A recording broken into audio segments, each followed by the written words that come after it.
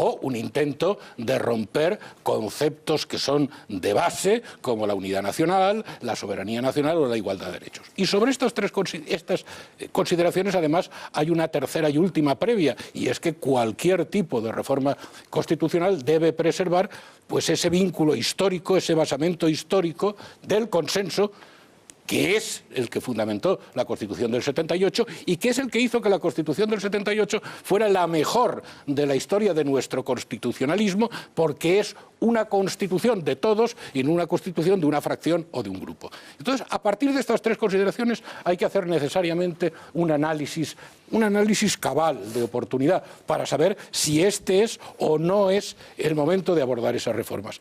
Y claro, en esto pues conviene no improvisar y desde luego conviene, en fin, no deslizarse por esnobismo en ese lugar, en ese, en fin, barro inútil de los lugares comunes. Yo desde luego creo que este no es el momento de reformar la Constitución y creo que las razones abundan y doy tres simplemente a modo de ejemplo. Primero, la volatilidad del clima político yo creo que merma la estabilidad necesaria para poder abordar un proceso de esta naturaleza. Segundo, evidentemente la presión del independentismo catalán y de algún que otro independentismo tradicional que en este momento pues está más adormecido, pues resta evidentemente de antemano la serenidad necesaria para poder abordar este debate en toda su extensión. Y en tercer lugar, y me perdonarás, Hugo, porque no es una referencia personal sino teórica. Yo creo que es evidente que Podemos y sus confluencias, Bildu y compañía, pues no están en situación de poder sentarse a debatir esa cuestión con objetividad y con realismo. Y pensar lo contrario, pues no es tomarle el punto exacto a la realidad de las cosas. Y por tanto, y con esto concluyo, primero, actualizar la Constitución. La mejor forma de actualizar la Constitución es, sin lugar a duda, cumplirla. Es decir, la Constitución lo que no puede seguir siendo es un sayo elástico que se acomoda coyunturalmente a los intereses de cada uno. Cumplirla por respeto al pueblo español, por respeto al espíritu con el que el pueblo español construyó esa Constitución en 1978, y todo lo demás me parece que glosar otra cosa, mientras que ese déficit de cumplimiento subsista, es una especie de burda impostura. Y recuerdo una cosa. Hace unos años no existía en Cataluña ningún sentimiento ciudadano de modificar el estatuto. Lo crearon los políticos. Los políticos crearon esa necesidad. Zapatero en el balcón del Palau de Sant Jaume diciendo: aprobaré cualquier cosa, apoyaré cualquier cosa que venga del Parlamento. La creación de una necesidad por los políticos, no por el estado de opinión real, ha llevado a estos lodos. Ojo, que tenemos ese precedente, no vayamos a hacer lo mismo con la reforma constitucional. Por ahí quería preguntaros qué es lo que estamos, de hecho, preguntándole a la audiencia. Sí. ¿Tenéis la sensación de que se está utilizando una especie de generación artificial de una demanda social de reforma de la Constitución para colar el tema de las consultas separatistas en cada uno de los sitios? Vamos a ver, esto lo que está clarísimo es que es un debate de estrategia falsa. Es decir, aquí el objetivo claro es fijar agenda, lo que llamamos los estrategas políticos fijación de agenda. Es decir, que yo, cuando no tengo fuerza política suficiente, fijo la agenda de los demás para aplicar la fuerza de estos sobre mis pretensiones. Es decir, fijo el énfasis en una posición de ataque, es decir, en una posición política de objetivo. Es decir, ahora el debate es reformar la Constitución. No es la economía, no es el empleo, no es la corrupción, no es el desafío soberanista catalán. No, estas tres cosas no son, que son las únicas que importan a los españoles según el CIS. ¿Por qué? Porque quieren otros objetivos, fijarnos la agenda a los demás. No nos debemos dejar ni 2 minutos, porque cuando te fijan el énfasis de la agenda política, te direccionan la fuerza política para sacar otro objetivo.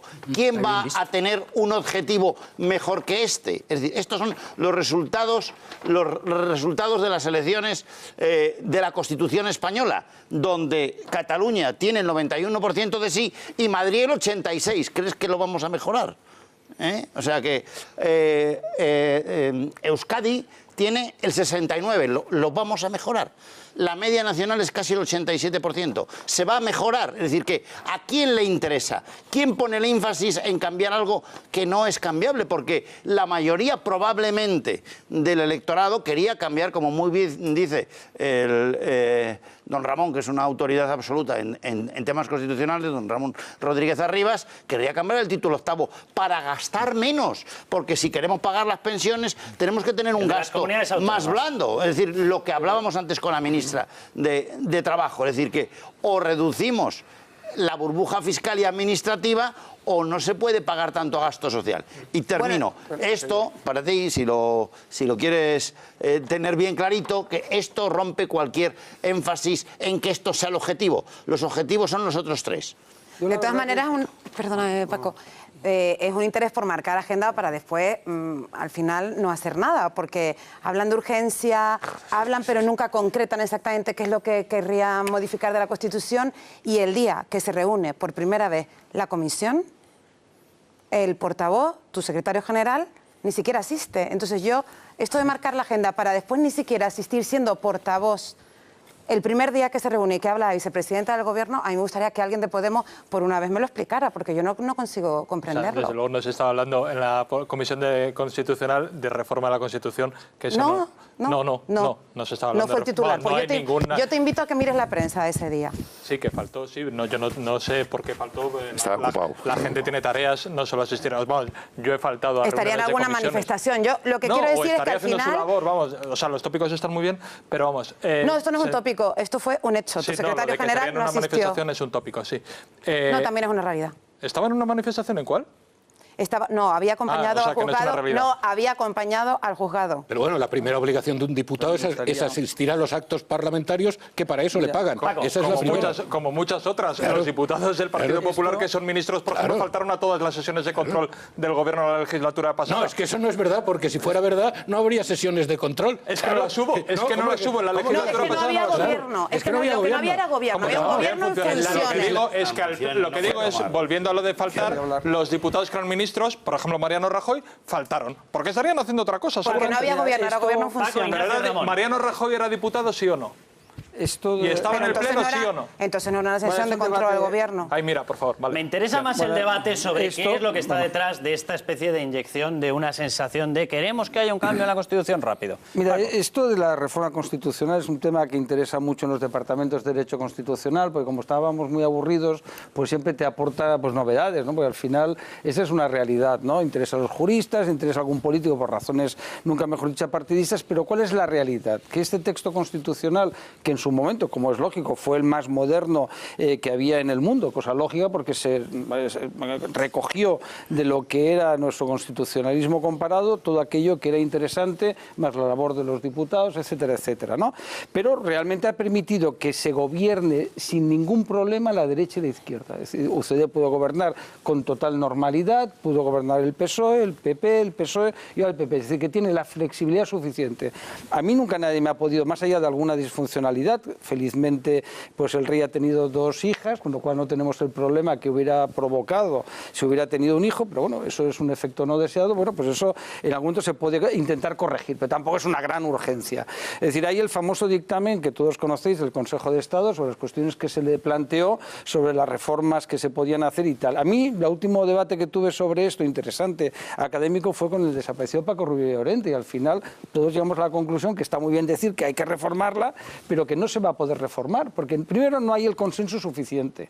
La historia del constitucionalismo español es bastante lamentable, ¿no? Con textos mitificados, en mi opinión, exageradamente, como la Constitución del 12, que es plumbea, ¿no? Y que está escrita para la época y que tampoco tuvo vigencia, salvo el trienio liberal, como sabéis muy bien, y el resto en sí era imposición de una parte sobre la otra.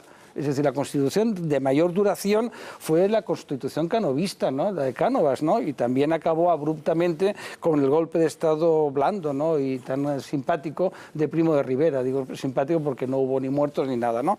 Por tanto, yo no metería la mano en la Constitución. Todas las cosas que estamos hablando se pueden desarrollar perfectamente, sin ningún problema, con leyes, ¿no? Con leyes y con aplicación práctica y con voluntad y con uso, ¿no? Todo lo demás, oye, pues las disfunciones, autonómicas, el papel del Senado. Hombre, si nos pusiéramos a hacer una Constitución nueva, pues a lo mejor se podría... Pero ¿sabes qué pasaría? Que no se llegaría a un acuerdo. Si aquí tenemos un diputado constituyente, que además fue ministro, y te lo puede explicar mejor de los que estamos aquí. Y voy a intervenir sobre ese tema. Sí, tú lo sabes mejor que nadie. Sí, no, mejor que nadie no, bueno, pero yo sí quiero decir algo que no se dice habitualmente.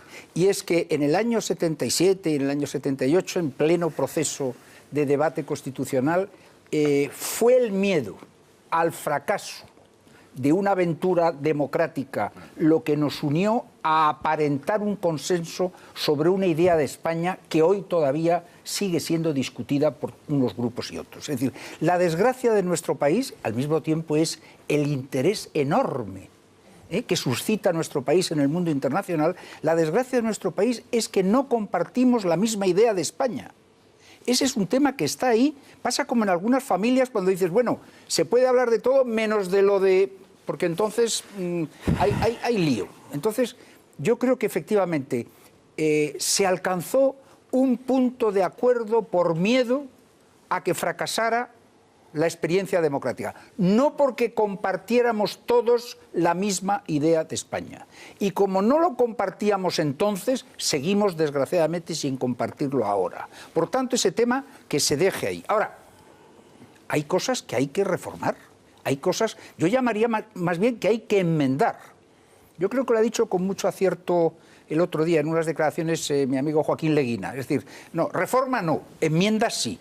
Quiere decir que tienen que ser muy puntuales, de un calado distinto, y luego yo me uno a lo que ha dicho Paco Marhuenda.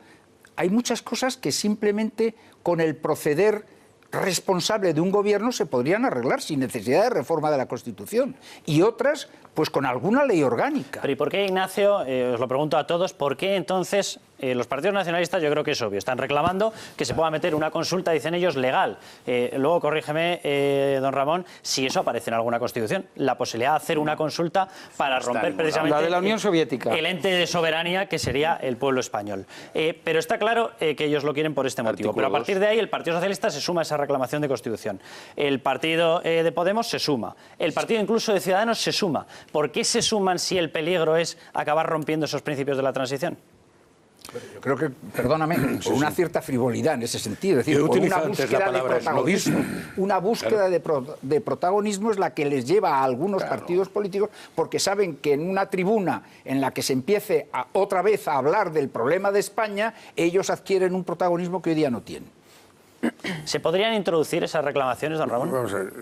Primero hay que ver cómo se reforma la Constitución. Y hay una cosa, cuando se habla de referéndum y se habla de consultas, que hay que empezar por decir. No sé por qué el artículo 166 de la Constitución no se tiene presente. El artículo 166 lo que dice es que para la iniciativa de la reforma constitucional se atenderá a lo mismo que dice el artículo 87 sobre la iniciativa legislativa. Y si vamos, pero dice el número 1 y el número 2. ¿Qué dice el artículo 87? Que la iniciativa la tiene el número 1 el Gobierno, el Congreso y el Senado. Es decir, las instituciones del Poder Ejecutivo y del Poder Legislativo Nacional son las que tienen primigeniamente la iniciativa de la reforma constitucional. Y el número 2 dice que también lo pueden tener iniciativa legislativa y por consiguiente de reforma constitucional las asambleas legislativas de las comunidades autónomas. Pero de una manera indirecta, porque se tienen que dirigir a las cámaras legislativas nacionales para sugerirles la reforma por los procedimientos que... Bien. Pero el número 3 del artículo 87, que es la iniciativa popular, esa no se contempla como fórmula para iniciar la reforma constitucional. ¿Por qué? Pues porque ahora se está hablando mucho de referéndum y hay que decir que con nuestro sistema constitucional, para mí es bueno, pero no digo que sea bueno ni malo, es que es el que es. Para nuestro sistema constitucional, el referéndum, la consulta a los ciudadanos, es algo que viene al final y nunca al principio. ¿Por qué? Porque es un sistema de representación, es una democracia representativa. Y los primeros que tienen que opinar, y así se ve en el 167 de la Constitución, los primeros que tienen que opinar sobre una reforma constitucional son los parlamentarios, el Congreso y el Senado. Y en último lugar, si llega al caso, en el caso del 167, si lo pide la 10ª parte de los congresistas de los del Congreso o del Senado, o en el caso del 168, necesariamente es cuando tiene que opinar el pueblo, pero al final. Y opina nada más que para decir sí o no, no para articular esto sí, esto no, sino que opina en globo lo que han hecho ya. Esto hay que tenerlo en cuenta porque esto no es fácil y para esto hay que ir al diálogo. Y si me permite un poquito más, cuidado también con el diálogo, porque el diálogo se está convirtiendo en un fin. Y el diálogo es un instrumento de negociación, es la fórmula civilizada, moderna, democrática, de llegar a acuerdos. Pero claro, para que el diálogo fructifique, incluso para que sea posible, lo primero que hace falta tres cosas. Lo primero es que se acepte un marco jurídico, porque si no es imposible hablar. Es decir, los que dicen que la Constitución no les vale, ¿cómo vas a hablar con ellos? ¿Cómo vas a negociar? Es muy difícil. Si empiezan por decir que no van a obedecer la Constitución y que la Constitución no... Vamos, hasta en la guerra, cuando hay parlamentos, cuando hay momentos, que es el momento más espantoso de enfrentamiento de seres humanos, bueno, pues cuando hay un parlamento, los que van con la bandera blanca aceptan un mínimo. Antiguamente eran unas normas que se hacían al hablar, ahora es la Convención de Ginebra. Porque claro, si un señor va a hablar con el enemigo diciéndole, pero le advierto que yo de todas maneras fusilaré a los prisioneros porque a mí no me interesa tener prisioneros, con ese hombre no se puede seguir hablando. Primera cosa. Segunda cosa que necesita el diálogo. Vamos a ver, una vez que hemos dicho, este es el marco jurídico en el que vamos a hablar, vamos a ver qué es lo que queremos hacer. Porque si se va a hablar por hablar, como hay un programa de radio muy divertido que dice eso, hablar por hablar, pues conduce eso a no decir nada interesante. O a decir cosas interesantes, pero que no sabe uno para qué conducen. Hay que decir a dónde se va. Y por último, dentro de ese diálogo, tiene que haber una enorme lealtad. Porque si no hay lealtad, el diálogo sirve para desvirtuar al que va con lealtad. Hay que tener las tres cosas. Si no se tienen esas tres cosas, el diálogo puede ser una trampa. Vamos a ir a publicidad. Volvemos enseguida y mostramos el vídeo completo de qué es lo que ha contestado la gente, a ver qué conocimiento tiene y qué reclamación tiene la gente de verdad de cambiar la Constitución. Pero recuerdo, sin más, que esa posibilidad de dialogar se ha planteado por parte del Gobierno y la respuesta ha sido convocar una cumbre, precisamente por el separatismo, el 23 de diciembre. Según se les estaba ofreciendo, les damos una mano, vamos a hablar. Han dicho cumbre separatista. Y, por cierto, en los presupuestos meto ya la partida para realizar el nuevo referéndum. Vamos a publicidad y volvemos ya. No sé muy bien a qué estaría respondiendo. Ese vídeo de Pablo Iglesias sería ideal, oye. Yo quería... ¿El vídeo de Pablo Iglesias, el que graba él en la cabaña? Sí. Del otro día. Sí. Pues dice lo de los 28 años. Cuando dice lo de los 28 años. Claro. Menos mal que es profesor. Pero De mira, política. el tema más complicado que está sobre la mesa es el tema territorial. Es un tema que en España ha tenido una complejidad histórica enorme. A mí yo siempre en clase explico una cosa. Los romanos tardaron 10 años menos en conquistar las Galias, tardaron 200 años en conquistar Hispania, ¿no? Y no llegaron del todo hasta el final. También era que no les interesaba mucho, ¿no? Por tanto, el tema territorial ha traído problemas y problemas a lo largo de la historia de España enormes. Pero no solo aquí, ¿eh? En Estados Unidos dio lugar a una guerra. La guerra de secesión nunca fue por los negros, eso es una cosa, una mentira comúnmente creada, generada y ahí está, ¿no? Es decir, los Estados Unidos nacieron como confederación, tanto que nos gustan estas palabras, ¿no? Y el general Washington y el resto de generales del ejército continental pidió que se creara una federación para que las colonias, sobre todo que los granjeros no volvieran a cultivar sus tierras mientras los ingleses, y fue una guerra civil de ingleses contra ingleses, ¿no? Luego todo eso a lo largo del siglo XIX, los conflictos, utilizo Estados Unidos expresamente por eso, territoriales fueron permanentes, la lucha entre los estados del sur y del norte, y al final acabó con una guerra, y por eso siempre me gusta recordar la famosa declaración de Gettysburg de la emancipación de los negros. No fue al principio de la guerra. El idealizado Lincoln, que era un gran hombre sin lugar a dudas, lo hizo cuando ya la guerra estaba acabando. Por tanto, el tema territorial, si tú abres la espita, mira, tú como diputado constituyente te acordarás, se trató el tema de la confederación, el tema de la federación, en la Constitución nuestra, ¿eh? Es decir, tú coges, accedes, esto es al alcance de cualquiera, Letamendia, ¿te acuerdas? Que planteó, y se le dijo que no, a la federación, al Estado Libre Asociado, si se trató todo, están ahí en los textos, ¿no? Entonces, si abrimos esa puerta, es un desastre total, porque te saldrá en todos sitios. Mira, ya para acabar, la Constitución del 31 ya tenía la semilla de la disgregación en su interior, porque, como recordaréis, se aprobó el Estatuto de Cataluña en el año 32, el Estatuto Vasco en el 36, los Estatutos de Aragón ya se estaban elaborando, en Andalucía, el Estatuto de Galicia, la anécdota divertida, es que era el abuelo de Mariano Rajoy Brey, jurista, que iba a entrenar y se volvió llevando el texto a las Cortes Generales, ¿no? Entonces, claro, a la que tú abras la espita, ya está, cuando se aprueba la Constitución, que, para romper un tópico, ya con esto acabo, ya estaban aprobados casi todos los entes preautonómicos. Los entes preautonómicos, no el contenido, pero digo, es una cosa que cuando estudias el tema lo ves, ya estaban, lo que ahora nos escandaliza a algunos, ¿cuántos? No, ya se habían aprobado los entes preautonómicos, creo recordar, excepto uno. Podemos sí está en esa defensa, Hugo. de la reforma de la Constitución. De introducir el derecho a decidir. Sí, sí, sí. Y Cameron en Reino Unido y Canadá. O sea, no es una cosa muy monstruosa, radical y marciana. Yo en general, sí, hay una cosa que me ha parecido muy interesante que se ha dicho antes, y es que en 1978 lo que había era mucho miedo. No solo al fracaso del proyecto democrático, sino a que los demócratas volvieran a ser perseguidos, encarcelados, asesinados, como estaban pocos... No. Vaya. El miedo no era ese. El miedo era... algunos no tendrían ese miedo. Le garantizo que mucha gente tenía miedo a volver a las prisiones. Eso te lo habrán contado a ti, pero tú no lo has vivido. Me lo ha contado a mí gente que ha pasado por las cárceles franquistas. Tu gente no estaba en el proceso constituyente. Bien. No. Que mi gente no es... No sé. Vale. Déjeme hablar porque una cosa que también voy a pedir es un poco de respeto intelectual. Cuando la gente pedimos o planteamos una propuesta política, no es por aparecer más en la tele, ni por protagonismo, ni por esnovismo. Es porque tenemos un determinado análisis de lo que pasa en nuestro país y pensamos que esa es una posible solución. Y a lo mejor pensar que frivolizar con esos análisis es lo que ha llevado a la brecha institucional y a la desconfianza de muchos jóvenes en las instituciones, porque no se sienten escuchados y ven un país absolutamente lejano del real. Creo que hoy afortunadamente no hay miedo y sí que podríamos abordar un proceso político, democrático, que recuperara los derechos que no se han conquistado, que cuando en el 78 se decía que se garantizaba el derecho a la vivienda y al empleo, hoy realmente nos lo creamos y no sean palabras superfluas como finalmente convirtieron y dejaron lo más bonito de la Constitución, las grandes conquistas de la Constitución, en papel mojado para que la Constitución del 78 se convirtiera simplemente para sus defensores en unidad de España y monarquía. A mí me llama la atención que todos digamos que no hay mimbres para hacer una reforma de la Constitución hoy. Eso quiere decir que estaremos todos de acuerdo en que fue un desastre que en 2010 se aprobara la reforma del 135. ¿O es que solo no se puede reformar en clave democrática, que es lo que ahora se pide? Ramón.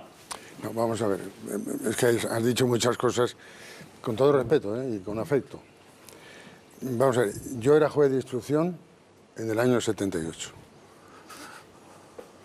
O sea que, claro, entonces, si había esas torturas, esas cosas tan horribles, yo era partícipe de eso y desde luego eso no lo voy a aceptar. Yo no he dicho eso. Porque era mentira. Yo no he dicho eso. Es decir, había 7.500 personas en la cárcel en el año 78, de las cuales 1.000 estaban injustamente porque eran por delitos de opinión. Y fueron puestas en libertad inmediatamente en cuanto se aprobó la Constitución. Sí, se me deja aclaro a lo que me refería. Si fracasaba el proyecto de nueva democracia, lo que se volvía era un proceso en el que muchos demócratas, o sea, como en el franquismo, estaban perseguidos por el mero hecho de ser demócratas. Eso es un futurible. Bueno, ese era el miedo que tenía la gente. Yo tenía mis hijos ya, entonces, ya viviendo en... Sus hijos no tendrían miedo, les garantizo que había gente que tenía miedo.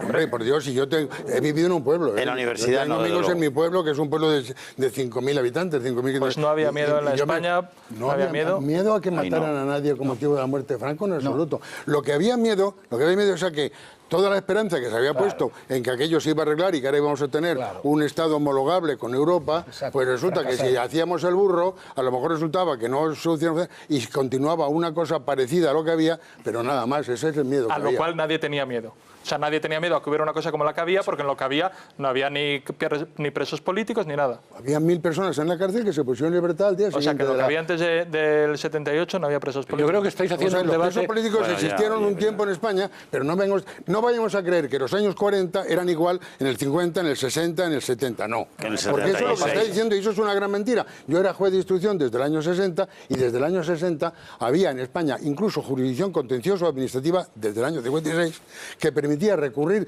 todas las resoluciones, incluso de la policía, ante los jueces. Pues nada, un Estado de Derecho maravilloso. Sí. No, era un Estado de Derecho de leyes. No era un Estado de Derecho, era un Estado de leyes, pero se cumplían las leyes. Ahora, si ustedes lo que quieren hacernos creer los demás, que los que estábamos ahí no nos enteramos de nada, o que éramos cómplices de lo que estaba pasando, no, yo no he dicho eso. No es yo digo que en los años que usted dice que había contencioso administrativo, había presos políticos. Y eso es innegable. Bueno, había presos políticos que había gente que tenía miedo a volver a eso, es innegable. Había presos políticos de opinión, no había fusilamientos. Hombre, ¿Pero había fusilamientos en los 70? En los 70 lo único que... Hombre, había pena de muerte y se aplicó pena de muerte a terroristas, pero no había... A los de opinión no se les aplicaba pena de muerte. Es que, claro, si partimos de una base ya absolutamente falsa, no podemos hablar.